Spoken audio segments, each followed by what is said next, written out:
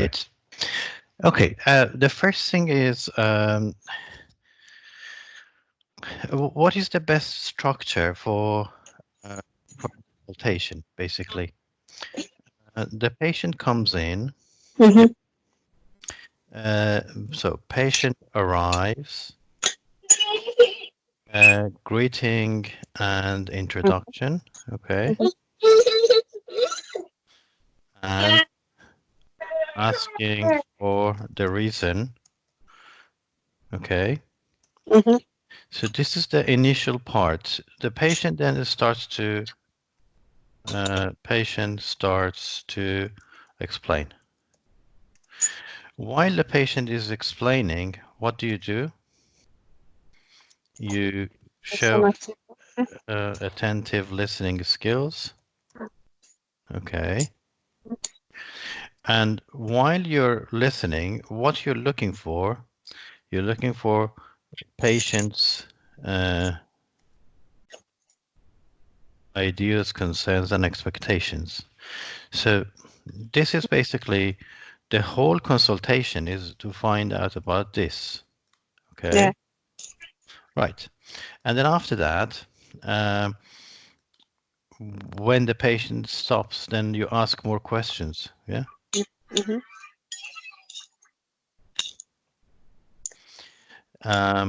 Then why do you ask more questions? To understand and to explore. Mm-hmm. Nice. To make sure you understand what the patient thinks or is concerned about, or what the patient wants or is expecting. Okay. Mm-hmm. Mm-hmm. Now, Yeah. okay. So when you when you understand the eyes, this is called patient's agenda. Okay. So the patient's agenda is the reason the patient is there. Mm-hmm. Okay. So it's like you go to a shop. When you go to the shop, you want something. For example, you want to buy a bottle of shampoo. Mm-hmm. You go to the shop and say, "Excuse me, do you have, for example, Head and Shoulders?" And they say, "No, sorry, we haven't. We've run out." Mm-hmm. So, uh, are you happy or not happy? You're not happy. Not happy because Yeah. you didn't get what you wanted. Yes. You go to another shop and you say, "Do you have Head and Shoulders?" And say, "Yes, here there is, and we have a half price offer." Oh, that's Oh. great. Happy Mm-hmm. or not happy? Happy. Happy. Okay. Mm-hmm. You go to another shop and they say, "Well, we have some, but Mm-hmm. um, but not the one that you want. We give you another one." Happy or unhappy? Not happy. Unhappy. Okay. So the patient comes to you and he wants sleeping pills, and you say, "I'm not going to give you sleeping pills. I give you something else." Happy or unhappy? He's not happy. Yeah. Okay. So what if the salesperson tells you that, "Look, this is a new formula. This is even better than the previous one." Mm-hmm. Happy. Happy, good. Yeah. But that's because the person explained to you, because and he says, ask more questions. Says, So why do you want that one? Why do you want that Head and Shoulders? And you say, well, because it is good for my hair type. Oh, what is your hair type? Yeah, it is like that. Okay. Oh, so we have something which is even better than that. Mm-hmm. Have you heard of this? I said, no, I haven't. Oh, yeah, this is a new product. Oh, really? Okay, so basically, they find out your agenda and then they ask more questions, they explore what you Mm-hmm. want, and then they offer you something they have and they sell it to you, even if it's not good. It's not Okay, happy. Yeah. right. Okay, so yeah, that is the whole of the consultation is to find out about patient's agenda. And when you find it, then you need to start addressing that. Okay. Okay. Now, what are the possibilities? Um, the patient wants something and they need that, and it is okay. We give it to them. So you say yes, or you say no. Let's Pardon? say, sorry. I didn't get you. Is that when they ask you what they want? Yes. Yeah. So the patient's agenda is they come here to they have an idea, okay, or they're worried about something, or they expect something, okay. So this patient wants sleeping pills. You say, yes, I can give it to you, happy. No, I Yeah. can't give it to you, unhappy. So, well, what else we can do is yes, but, no, but, okay? Okay? So, uh, uh, right. And before you can get to that yes, but, or no, but, you need to uh, explore, and you need to make a connection with the patient, and you need to explain something. And what is that something that would help you a lot to uh, to be able to say to the patient that yes or no is the best thing to do? Is that to explore, to know more about their need? And Well, you explored, and now you decide that this patient shouldn't take painkillers, sleeping pills. And how do you decide that this patient shouldn't take sleeping pills? how to tell him? Hmm. I mean, why do you make this decision? Why do you think? Why do you think Just to give the best treatment, the safest one for good? him. Yeah. Okay, okay. I was looking for that. Uh, okay, so uh, it's my body, it's me. What is it to do with you? I want to kill myself. I want to be an addict. What is it to do with you? So I try to explain my responsibility. Good. Responsibility. Yeah. Excellent. So, what are the responsibilities of a doctor? To make sure that the patient wouldn't get harmed.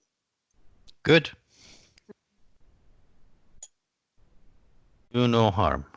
Yeah, no harm, and give him what he benefits. Okay. So give him uh, what he benefits. That should Benef be always within respecting their ideas or whatever they want. Okay. So we want Getting them. patient's best interest. Okay. Okay. So uh, what else? Is there anything else? Always we have to show them that we are fair and we are not judgmental. We are doing the best for them. Okay. Fairness. Okay. Anything else? What do we call these? Which one? Sorry. These responsibilities, what do we call them? Okay. Yeah. I forgot the name, but it's up to the person-centered. That's what we say most of the time, but I forgot the exact. Okay. The autonomy and the beneficence that you're talking me. Okay. Okay. Autonomy. Yeah. Autonomy, beneficence, and confidentiality. Yeah. Okay. Okay. So, it was the ABCD of ethical principles, yes? Ethical principles. Okay. Okay. So these are our responsibilities as doctors, okay? So if you tell the patient, look, these are my responsibilities. I need to make sure I understand what you want, okay? But there's a conflict between what the patient wants and what is in their best interest, and we don't want to do any harm, okay? Right, okay. So if you tell the patient, so basically here, in responding to patient's agenda, if you can use the ethical principles, okay? Mm-hmm. So, so if you said, how can I handle this patient? Well, you need to tell Mm-hmm. him, well, I understand, you show empathy. I understand why you want this, and I'm really sorry to hear that you have these difficulties. This is so distressing. But, okay, Mm-hmm. as a doctor, I have a responsibility to make sure uh, you actually make the best choice and to do something which is best for you and causes no harm. Mm-hmm. Okay. You say that to the patient. You use this Yes. word, the same thing, Yes. Yes. or you. You don't say beneficence, but you can I know. say, yeah, you can say, well, I understand what you want. You don't say autonomy. Mm-hmm. I understand what you want and why you want it, and I'm really sorry that you are having these difficulties. But I need to make sure I do something which is best for you and Okay. doesn't do any harm, okay? And something which is best for you and doesn't cause any harm to you. Um, uh, so basically, this will solve a lot of your problems because you can now explain the reasons why you think this patient shouldn't take uh, those, and then the patient will trust you and say, well, what a good doctor, he cares about me. uh, Yes. it it shows that you're not saying that because you don't want to or because you want to be a difficult doctor, but actually you want to be a really good professional. Okay. Okay. So uh, back to the structure. So what we're doing here is the patient arrives, you greeting, introduction, asking for the reason, patient starts to explain. You ask more questions to elicit and explore ideas, concerns, expectations. You find out patient's agenda, then based on the ethical principles, you decide whether how to deal with the patient. And if their ideas, concerns, expectations, uh, something they want, Mm-hmm. is that in their best interest or is it not? Is it going to do harm to them or is it not fair to the community? Mm-hmm. Right. So when you get to this place, one of the ways of structuring your consultation is to summarize. Okay. Uh-huh. Mm-hmm. Uh, when you found out the patient's agenda, then basically you can summarize and said, okay, so the problem is that your mother-in-law is now staying with you and you're worried about that and that has caused you a lot of stress, Mm-hmm. and then you can't sleep. Is that right? Yes, it is right. And so have you, how much do you know about sleep problems? Have you studied anything? Okay, now, Mm-hmm. uh, right. So basically then uh, you signpost. Okay, this is also a signpost when you summarize, but you can use summarizing even 2 or 3 times, but that is too much, maybe once or twice. Okay. So if you feel you're lost, you summarize. You said, okay, so uh, let me ask you a question. Mm-hmm. uh, okay, this is a signpost. How Okay. much do you, or how much have you, or do you, how much do you know Mm-hmm. about sleep problems? And okay, and then you say, what else have you done Mm-hmm. for the problem? Okay, Okay. Okay. so the patient says, well, I searched the internet, I read about sleep hygiene, I do that. I took some over-the-counter pills, and one of my friends said that sleeping pills are good. Okay. Mm-hmm. Now, one of my friends said that sleeping pills are good. This is a cue. Yeah. Okay. So you pick up another cue. Okay. All right. Oh, so your friend said that. Okay. What is your friend's problem? Is that the same as yours or is it different? Okay. Now you compare this now. Um, and the best way to when somebody says, well, somebody else did this.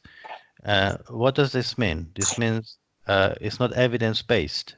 Okay. Yeah. Yeah. My cousin actually did this and it was very helpful. Well, it was for him, but not necessarily for you. Okay. And that is what we need to say. But before we say that, then we need to ask more questions. Okay. So my friend said that he had sleeping pills. Okay. Okay. So now this is a cue. Therefore, you explore it again. Okay. When you explore it, then you can show that he is different. And therefore, okay. And even if he is not different, he must have tried other ways, other safer ways first. Okay. So we don't always go to the last option we have. He must have tried other options and other safer ways, right? Another point. Say that back to the patient. Sorry. He must. That's what we say to the patient. He must have tried something else. Yes, after you explore it, he says, yeah, he had exactly the same problem. He couldn't sleep at night. And you say, well, was it because of the same problem you have? Because, I mean, was it because of his mother-in-law? And no, it's not. He was just anxious. Okay. And then what he did with the anxiety? Well, mm, he finally did something about it. I don't know. Okay. So now the fact that he is trying to take sleeping pills to sleep and to get rid of the anxiety, it doesn't actually clear the anxiety. Okay. That's the other thing you can mention. So you say, well, it just masks the anxiety. Okay. And it doesn't treat it. Okay. So basically, you can say it is temporary. Okay. Okay, it's temporary relief. It's not going to take away your problem. You need to deal with the problem. You can't just mask it. Yeah, okay, you cannot just say, well, it doesn't exist. Yeah. Okay, so there are two ways, basically. One is, okay, how much do you know? So we establish how much the patient knows. And then we say, well, cases are different. And this actually doesn't treat your problem. And this is my responsibility to tell you that it is also dangerous. It is potentially harmful. And if the patient gets angry, you say, oh, I'm really sorry. I didn't mean you. This is something as a doctor we need to explain to every patient so the patient can make an informed decision. Okay? So that's the way how we say no to a patient. Basically, you need to gift wrap. You need to say that this is because of you. All of this is because you are an important person. Okay? Right.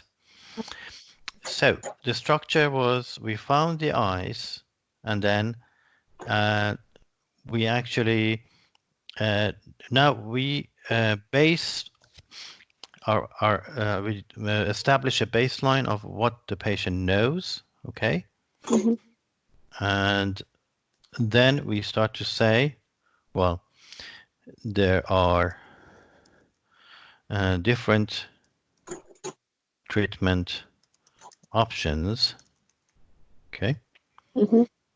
So you can say, dealing with the anxiety, With what? With counseling,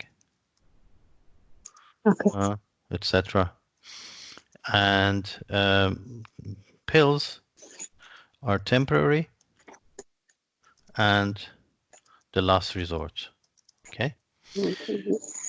Um, and then check, how do you feel about that? Or what do you think?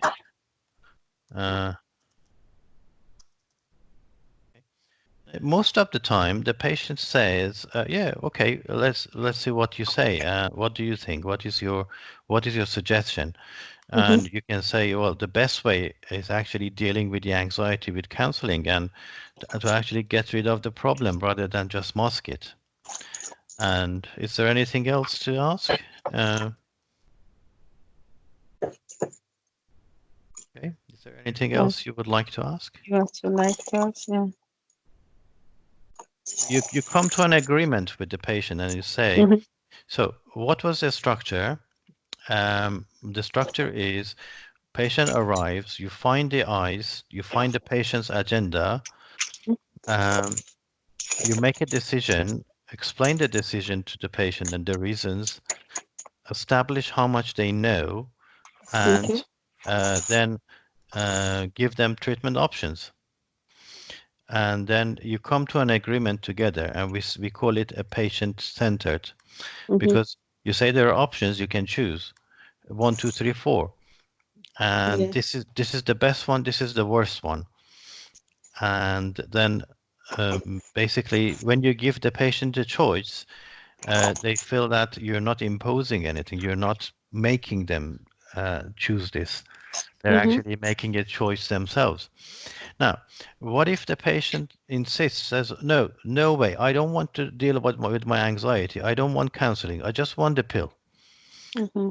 It's a difficult patient, you know. Yeah, You difficult. cannot convince them. What can you do?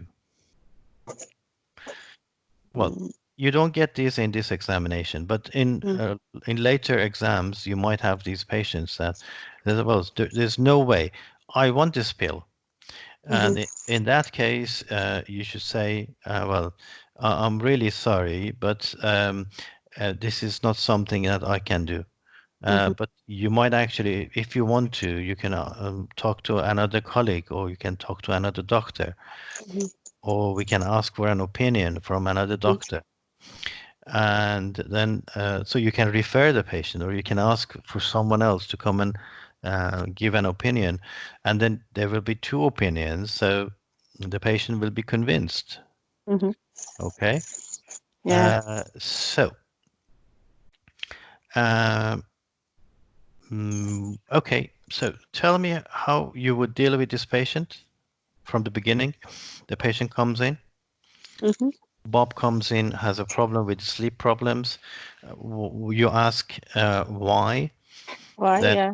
okay. And then, so those questions that you ask, they create a connection. Basically, the patient understands and agrees that, okay, the doctor is listening to me. He's interested, she's interested to solve my problem. Okay. So, Yes. and then you find out that he wants sleeping pills. Okay. Mm-hmm. Why? Why does he think that it is only sleeping pills? That is a question. Mm-hmm. And then you ask, okay, why do you think sleeping pills are helpful? Or we can't ask so directly and say, well, okay, how much do you know about sleeping problems, and what have you done before? And then the patient tells you. And then you can say, well, basically, as a doctor, I'm responsible. I need to warn you that these have risks of dependence. And the patient gets angry. You say, oh, I apologize. So you need to be responsive to the patient. I apologize. I didn't mean you personally. We say this to all the patients. We are responsible to explain this to all the patients. Okay. Or even before that, you could actually predict. Okay. Mm-hmm. Remember, for sensitive issues, you can always say, well, I do apologize. but I need to ask you this, or I do apologize, but I need to tell you this. Okay. I hope you're not offended, okay? But we need to warn all the patients. So you can signpost. You can say, you can say, well, I know you might not like it, but I need to tell you this, okay? So Okay. for sensitive issues, basically, if somebody, for example, if a young girl comes to you and says, well, um, I have some problem with my tummy, my tummy hurts. Uh, you can't just say, okay, are you sexually active? Do you use any contraceptive? Do you have a boyfriend? No, they don't like it. They get Yeah. angry. So what the hell are you asking me? Why do you ask me these questions? So Yeah. you need, before you ask them, you say, well, I do apologize, but I need to ask you some personal questions Okay. if that's okay. Okay. So basically you signpost. Mm-hmm. If you don't signpost, if the patient gets upset, you need to apologize and say, look, I'm really sorry. I should have asked you for permission, or I didn't mean you personally, or I have to ask these questions, but I Okay. should have asked you first for your Mm-hmm. permission. Okay. So, Okay. right. So uh, now we have a plan. Yes. Mm-hmm. Uh, so what is the best structure?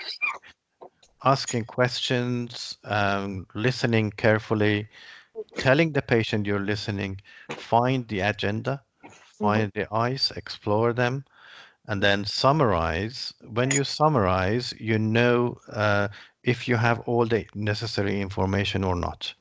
If you don't, you can signpost and say, oh, by the way, I need to ask you another question. I forgot to ask you. Okay. Mm-hmm. Now, when you summarize, you can signpost like this. You can say, so let me see what I can remember from what you said." Okay, Mm-hmm. Mm-hmm. right? And you say, "Okay, you said this and that. Is that right?" The patient says, "Yes, that's right." Or maybe the patient says, "No, that was wrong. I said that." Or, "Yes, you're right, but I remember something else," and they add to it. Okay. Okay. Um, right. To check patient's understanding, I mean, in the end, you say, okay, what do you think? Then you sum up and you say, you can summarize here and you can say, okay, so could you tell me uh, uh, what we agreed? So I know we are on the same page or in the Mm-hmm. same boat, okay? Mm-hmm. Okay. Then you check. You say, okay, so could you tell me what we agreed so I know we are on the same page? Okay. Mm-hmm. Mm-hmm. So this is the a polite way of saying, okay, now repeat to me what you remember. Okay. Yeah. Tell tell me what you remember. Okay. Okay.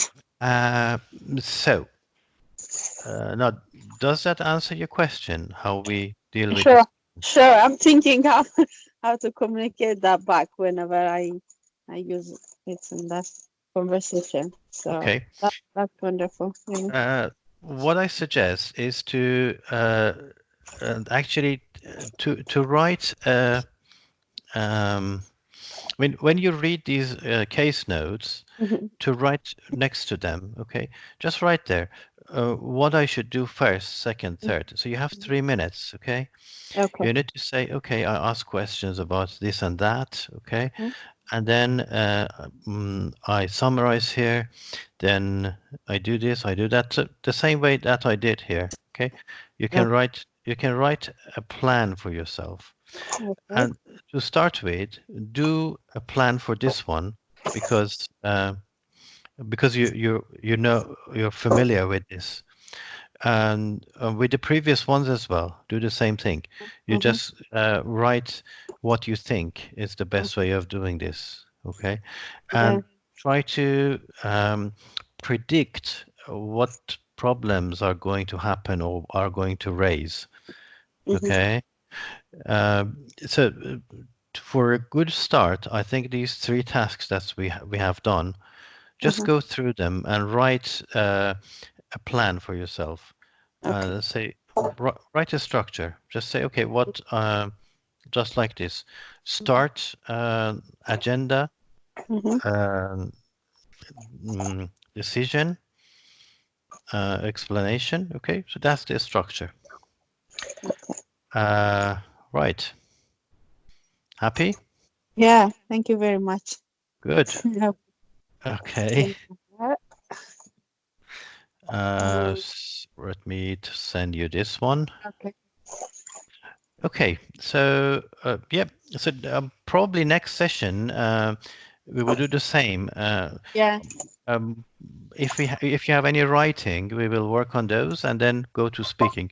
sure. If you don't have any writings, then we carry on with the listening, with the speaking. Is that Okay. okay? Yeah, that's Yeah. fine. All right. So I'm left with 2 or 3. I'm not sure.